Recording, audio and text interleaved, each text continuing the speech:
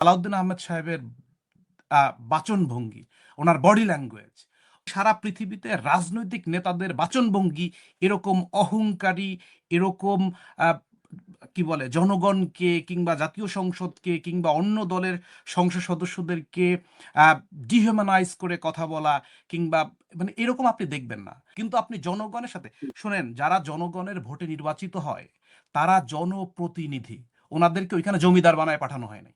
কিন্তু আপনি এই আজকে দেখেন, এই যে স্থানীয় সরকার প্রতিমন্ত্রী উনি বললেন ওনার ঘরে নাকি কতগুলো কি বলে ট্রফি, 71-এর ট্রফি, 24-এর ট্রফি, এইসব আউল ফাউল কথাবার্তা।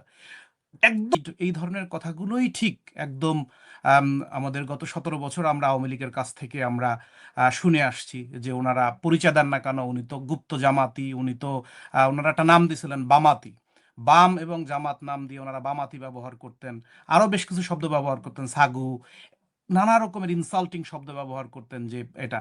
তো এখন কথা হলো যে এইটার অনুমতি আসলে আমরা বিএনপির কাছ থেকেও নেব না, আওয়ামী লীগের কাছ থেকেও নেব না। বাংলাদেশের একজন নাগরিক হিসাবে ভালো মন্দ কিভাবে কথা বলবো, আমি কিভাবে আমি করব, যতক্ষণ পর্যন্ত আইনের মধ্য থেকে আমি কথা বলছি ততক্ষণ পর্যন্ত এইটার অনুমতি কারো কাছ থেকে নেওয়ার প্রয়োজন আছে বলে মনে করি না। তো এই দুইটা বিষয়ের পরে আপনি যে কোশ্চেন করছেন সেই কোশ্চেনের উত্তরে যদি আসি, তাহলে হাসনাত আবদুল্লাহর কথাটা আমি আসলে ওই অতটা শক্ত ঢঙে আমি এখনই বলতে চাই না। তবে এখন পর্যন্ত এই সরকারের 2 মাস কম সময়ে আমরা সরকারের বা প্রধানমন্ত্রী তারেক রহমানের যে অবস্থান আমরা জাতীয় সংসদে দেখলাম, তাতে করে জনগণের ভেতরে বা আমাদের মধ্যে, আমরা যারা সাধারণ মানুষ আছি আমাদের ভেতরে এই ধারণা পাকাপোক্ত হওয়ার অনেক সুযোগ আছে যে আসলে ক্ষমতা আসলে চালান কে। আসলে আমরা আহ, কি বলে বাংলাদেশের প্রধানমন্ত্রী কিংবা ক্ষমতার যে ভারসাম্য, ডিফ্যাক্টো নেতা আসলে কে, এটা নিয়ে আসলে জনমানুষের ভিতরে প্রশ্ন হওয়াটাই স্বাভাবিক। কারণ আমরা যেই ভাষায় কিংবা যেই ল্যাঙ্গুয়েজে প্রধানমন্ত্রীর পাশে থেকে, আমার সবচেয়ে, আমি আপনাকে বলি কি, আমি খুব ক্লোজলি আমি আমি আসলে এবার জাতীয় সংসদটাকে ফলো করার চেষ্টা করেছিলাম। এর কারণ হলো এই জাতীয় সংসদ নিয়ে আমার খুব ফ্যাসিনেশন ছিল। আমি চাইছিলাম যে এইবার একটা জাতীয় সংসদ হবে যেটা খুবই প্রাণবন্ত হবে, যেখানে আসলে মানুষের নিয়ে মানে মানুষের বিষয়গুলো নিয়ে আলাপ আলোচনা হবে। কিন্তু খুব দুঃখ ভারাক্রান্তভাবে বলতে হচ্ছে যে এখন পর্যন্ত আমি যা দেখেছি এইটা কোনোভাবেই আওয়ামী লীগের চেয়ে কোনো অংশে ভালো কিছু এখানে আসলে হয় নাই। তো এখন আমার কাছে সবচেয়ে বিরক্তিকর যেটা লেগেছে সেটা হলো যে জনাব সালাউদ্দিন আহমেদ সাহেবের বাচনভঙ্গি, ওনার বডি ল্যাঙ্গুয়েজ, ওনার যে এক ধরনের একটা এটাকে অনেকে বলবেন খুব একটা বিজ্ঞ কিংবা খুব একটা মানে কি বলে একটা একটা মানে কি বলে প্রাজ্ঞ একটা রাজনৈতিক অবস্থান, মোটেই না। আপনি সারা পৃথিবীতে রাজনৈতিক নেতাদের বাচনভঙ্গি এরকম অহংকারী, এরকম কি বলে জনগণকে কিংবা জাতীয় সংসদকে কিংবা অন্য দলের সংসদ সদস্যদেরকে ডিহিউম্যানাইজ করে কথা বলা কিংবা মানে এরকম আপনি দেখবেন না। আপনি আমাকে একটা সিঙ্গেল উদাহরণ দেন যে কোনো পরিণত গণতন্ত্রে কোনো মন্ত্রী কিংবা সে প্রধানমন্ত্রী হোক না কেন কোনোভাবে এই ল্যাঙ্গুয়েজে কেউ কথা বলে? হ্যাঁ, মানে উনি ডান কাঁধ এদিকে করেন, বাম কাঁধ ওদিকে করেন। আমরা তো আসলে সারা পৃথিবীর গণতন্ত্রটাকে ফলো করি, আমরা দেখি। এর সাথে তুলনীয় একমাত্র ডোনাল্ড ট্রাম্প, যার বডি ল্যাঙ্গুয়েজটা আসলে এরকম। উনি দেখবেন কথা বলার সময় ডান দিকে মাথা ঘুরায়, বা দিকে মাথা ঘুরায়, হাত জাগায়। এবং ওনাকে যখন বিরোধী দলীয় সংসদ সদস্য রফিকুল ইসলাম খান যখন প্রশ্ন করলেন যে যেখানে স্বয়ং প্রধানমন্ত্রী উপস্থিত আছেন সেখানে আপনি কার হয়ে কথা বলছেন, উনি একদম এক কথা বলেন, ইয়েস, ইয়েস, আমি সংসদ নেতার কথা, তার পক্ষে আমি কথা বলছি। এই যে বডি ল্যাঙ্গুয়েজ, এই যে যে আচরণ, এইটা প্রমাণ করে যে আসলে আমরা শুধু শুধুমাত্র সময়ের পরিবর্তন হয়েছে। কিন্তু এই জায়গায় একসময় এরকমের কোতকাত এই শব্দগুলো একসময় করতেন ওবায়দুল কাদের সাহেব, একসময় করতেন আনিসুল হক, আমাদের আইনমন্ত্রী ছিলেন, সালমান এফ রহমান। শুধু মানুষগুলো পরিবর্তন হয়েছে। কিন্তু আপনি জনগণের সাথে শোনেন, যারা জনগণের ভোটে নির্বাচিত হয় তারা জনপ্রতিনিধি, ওনাদেরকে ওইখানে জমিদার বানায় পাঠানো হয় নাই। কিন্তু আপনি এই আজকে দেখেন, এই যে স্থানীয় সরকার প্রতিমন্ত্রী উনি বললেন ওনার ঘরে নাকি কতগুলো কি বলে ট্রফি, 71-এর ট্রফি, 24-এর ট্রফি, এইসব আউল ফাউল কথাবার্তা। একদম এই কথাগুলোই আওয়ামী লীগ বলতেন, একদম এই কথাগুলোই আওয়ামী লীগ বলতেন। আপনি আপনি যদি প্রমাণ চান তাহলে আমি আপনাকে প্রমাণ সহ আমি আপনাকে দিতে পারি যে এই ল্যাঙ্গুয়েজেই আপনি আওয়ামী লীগ কথা বলতো।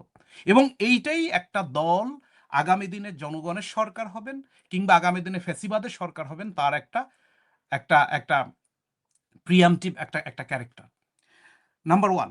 নাম্বার টু হলো আচ্ছা, আমি যদি আবার জনাব জনাব শহীদুল্লাহ, আমি জি একটু জি একটা বিষয় বলি। জি জি স্থানীয় সরকার অফকোর্স, জি জি প্রতিমন্ত্রী অফকোর্স বলেন। আরেকটা বিষয় বলেছেন যে লন্ডন থেকে ডক্টর ইউনূস তারেক রহমানের কাছে গিয়ে আলোচনা করে ট্রফি দিয়ে নির্বাচনের ডেট নিয়ে এসেছেন। জি এক্স্যাক্টলি যে জি বিষয়টা নির্বাচনের আগে এনসিপি থেকে বা জামাত থেকে বলা হতো যে নির্বাচনের ডেটটা এসেছে লন্ডন থেকে, তো এই জি বিষয়টা তারা জি নির্বাচন আগে জি বলছেন। জি স্থানীয় জি প্রতিমন্ত্রীকে আসলে এইটার মাধ্যমে সেই বিষয়টাকেই কবুল করে নিলেন যে নির্বাচনের এগুলো রোড ম্যাপ টোটালটাই বিএনপির পক্ষ হ্যাঁ থেকে হ্যাঁ ছিল। হ্যাঁ হ্যাঁ হ্যাঁ মনির ভাই, এগুলো হলো বাজে কথা, এগুলো হলো এক ধরনের একটু একটু তেল দেয়া কথা। এটা মানে আপনার যখন দেখেন এই সরকারগুলোতে যখন মন্ত্রীদেরকে কোনো পার্টিকুলার মন্ত্রণালয় দেওয়া হয়, তখন তার কাজ হলো ওই মন্ত্রণালয় নিয়ে কথা বলা, এই ধরনের তেল মারা, এই ধরনের তেল দিয়ে কথা বলা। এগুলো হলো, আপনি দেখেন এই যে সিনিয়র একজন মন্ত্রী, ওই যে আহমেদ আজম খান, উনিও গত পরশুদিন এরকম শুরু করছিলেন, পরবর্তীতে স্পিকার ওনাকে থামাই দিয়েছেন যে প্লিজ আপনি আপনার বিষয় নিয়ে কথা বলেন। তো এই যে তেল দেওয়ার যে সংস্কৃতি, এটা আমাদের রাজনৈতিক সংস্কৃতির একটা অংশ।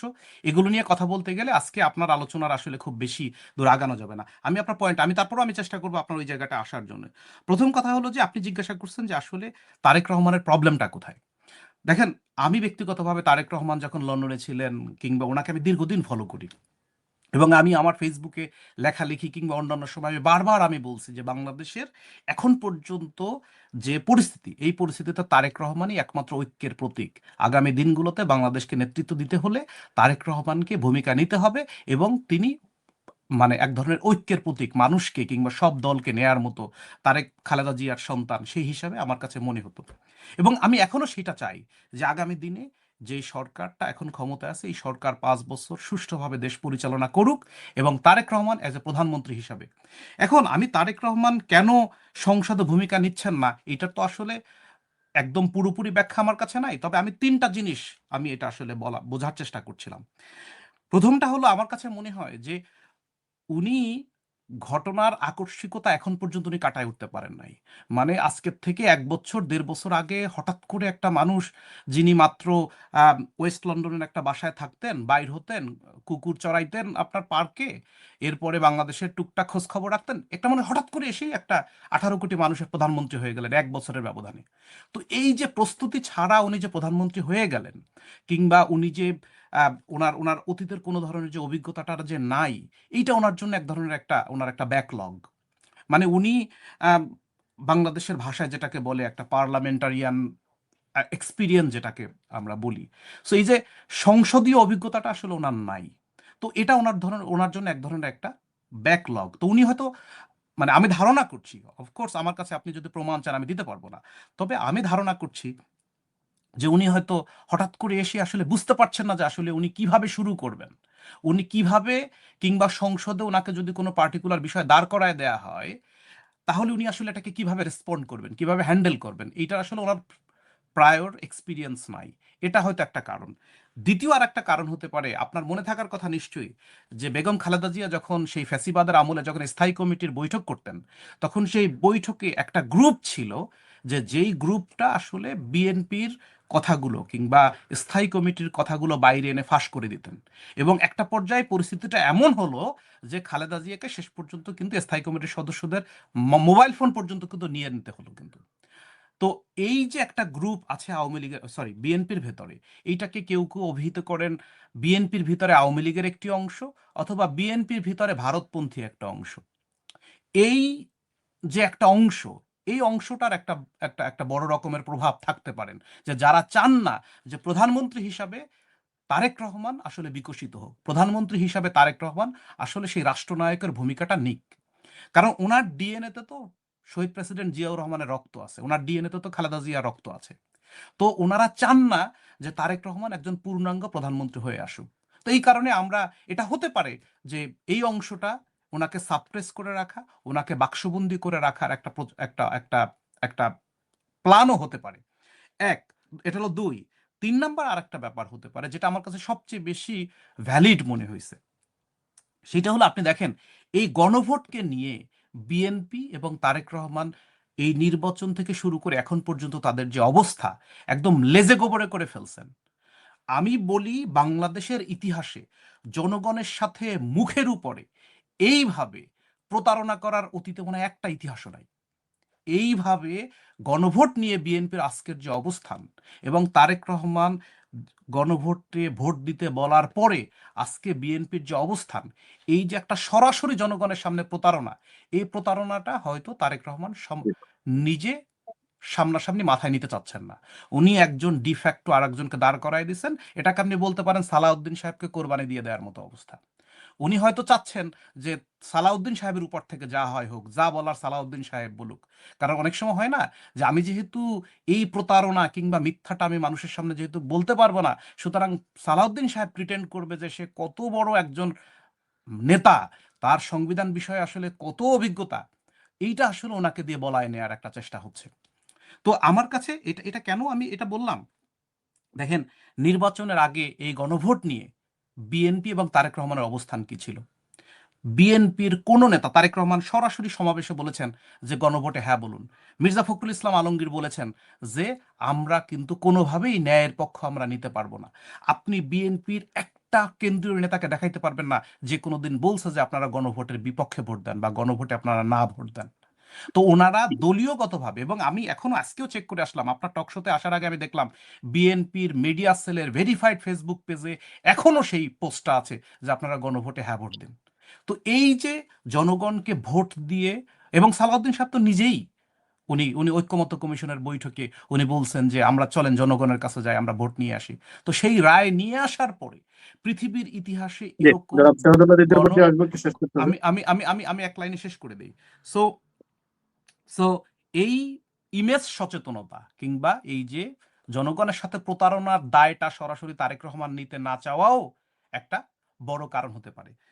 তবে কারণ যেটাই হোক না কেন, আমি আপনাকে বলি যে সংসদে তারেক রহমানের বর্তমান উপস্থিতিটা অত্যন্ত দৃষ্টিকটু এবং তাকে অত্যন্ত ম্রিয়মাণ এবং ক্ষয়িষ্ণু একজন নেতা হিসেবে মনে হয়। এমনকি আমার তো মাঝে মাঝে মনে হয় ওনাকে মন্ত্রী হিসাবেও মনে হয় না। বিকজ ওনার অবস্থানটা দেখেন, বাংলাদেশের প্রয়োজনেই, বাংলাদেশের জনগণের জি, প্রয়োজনেই তারেক রহমানকে প্রধানমন্ত্রী হইতে হবে। সুতরাং উনি কার চাপে হোক কিংবা জনগণের সাথে ইমেজ সচেতনতার জন্যই হোক না কেন, এইটা বিএনপির জন্য এবং তারেক রহমানের জন্য দীর্ঘমেয়াদে বড় রকমের ক্ষতির কারণ হচ্ছে।